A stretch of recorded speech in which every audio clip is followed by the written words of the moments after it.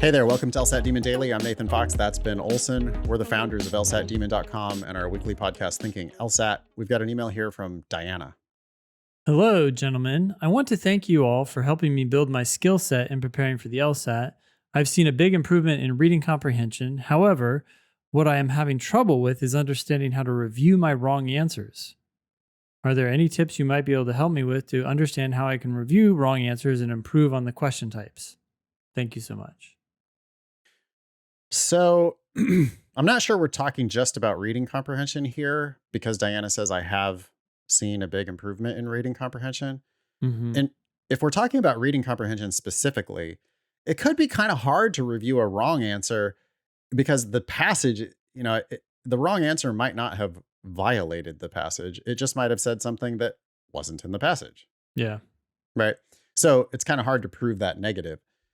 Our written explanations, though, should help. Our video explanations should help. I mean, wrong answers are wrong for reasons. So sometimes they violate the passage. Sometimes they just talk about some shit that was not in the passage. And it can be hard to prove it to yourself that that was not in the passage.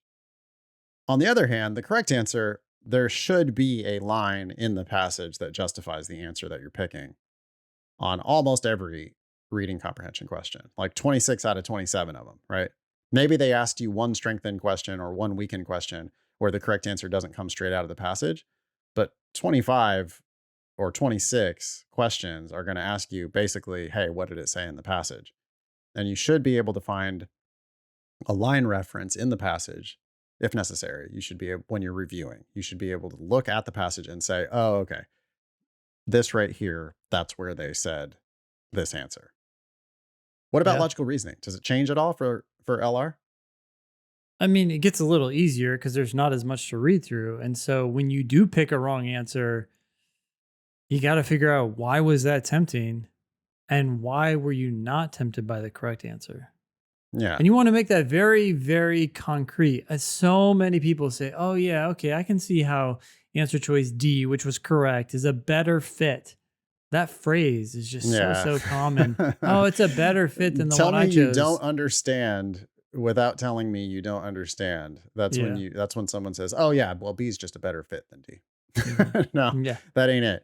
There are reasons why the wrong answers are wrong. Sometimes that reason is simply it doesn't answer the question, right? So like on a strengthened question or a weakened question on LR, it's not that that answer wasn't in the passage.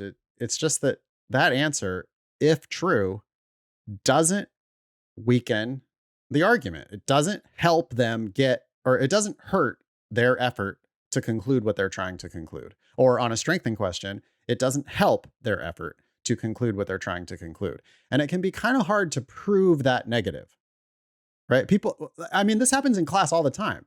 People are like, well, but why not B though? And I frequently, it's unsatisfying when I do this, but I'll turn the tables because I'll say, well, but why is it B? I mean, they asked you which one of these weakens the argument.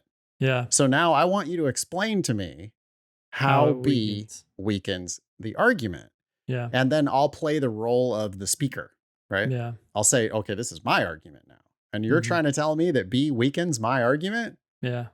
And then I'm happy to tell you exactly why B does not weaken my argument, if that's not the right answer. But the right answer is the one that's going to shut me up, right? The right answer is the one where I look at that and I go, oh, shit, this was my argument, but that's true. I'm embarrassed.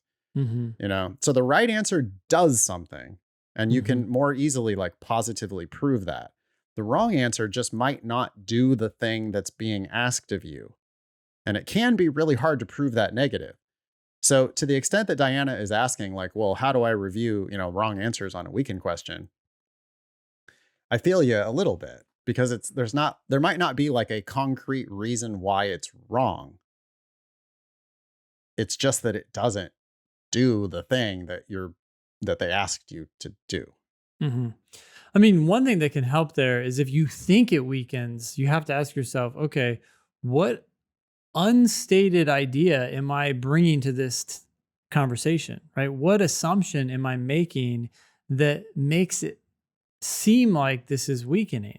And then once you can identify that explicitly, then sometimes you can more clearly see why that's just an assumption and not something that was said in the passage. And you might be able to role play it with yourself to think through, like, well, what would they say back to this?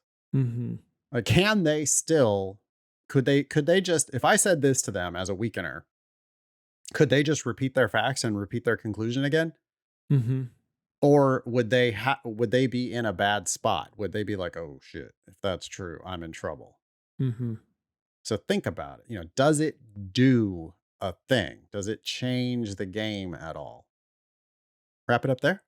Let's do it. Yeah. Email daily at lsatdemon.com if you'd like to ask us a question or share some LSAT or law school admissions news. Thanks for listening.